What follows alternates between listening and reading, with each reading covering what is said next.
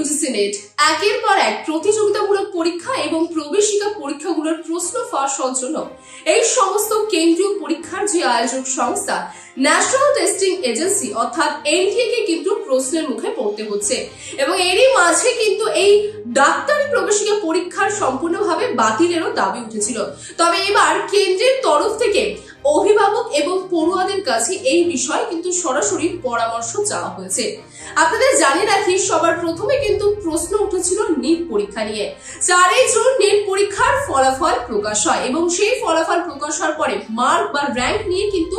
একাধিক শোরগোল সৃষ্টি হয়, যার পরে কিন্তু দেখা যায় যে নিট পরীক্ষার আগের দিন রাতেই নাকি তার প্রশ্ন ফাঁস হয়ে গেছিল এবং এই ঘটনা চলাকালীনই যখন ইউজিসি নেট পরীক্ষা চলছিল বা ইউজিসি নেট পরীক্ষা হওয়ার 24 ঘন্টার মধ্যে প্রশ্ন ফাঁস এই সংক্রান্তে অর্থাৎ এই আশঙ্কাতে কিন্তু ইউজিসি নেটকে 24 ঘন্টার মধ্যে বাতিল ঘোষণা করে দেওয়া হয়। অর্থাৎ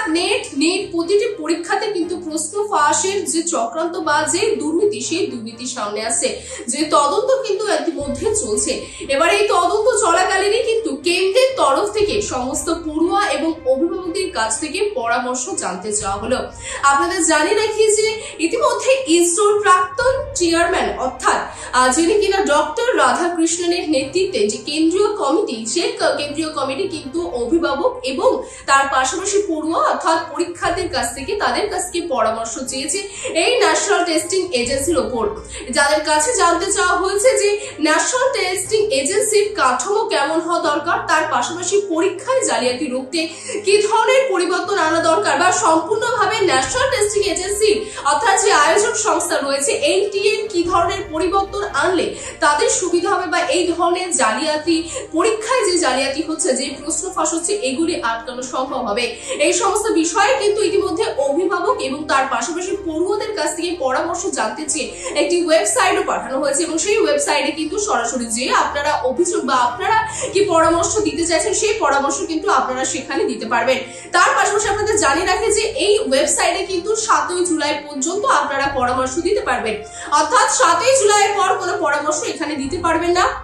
এই ওয়েবসাইট কিন্তু তখন আর কাজ করবে না, কারণ ইতিমধ্যে আপনাদের জানিয়ে রাখি যে সুপ্রিম কোর্টে যে এই মামলাটি চলছে, সুপ্রিম কোর্ট থেকে কিন্তু এনটিএ কে বলা হয়েছে 8 জুলাই এনটিএ কে কি কারণে প্রশ্ন ফাঁস হলো, কিভাবে এই জালিয়াতি হচ্ছে সেই বিষয়ে সংক্রান্ত রিপোর্ট কিন্তু এনটিএ কে সুপ্রিম কোর্টে জমা দিতে হবে এবং সেটি সুপ্রিম কোর্টের কাছে কিন্তু এনটিএ জবাবদিহি আছে, যেটা কি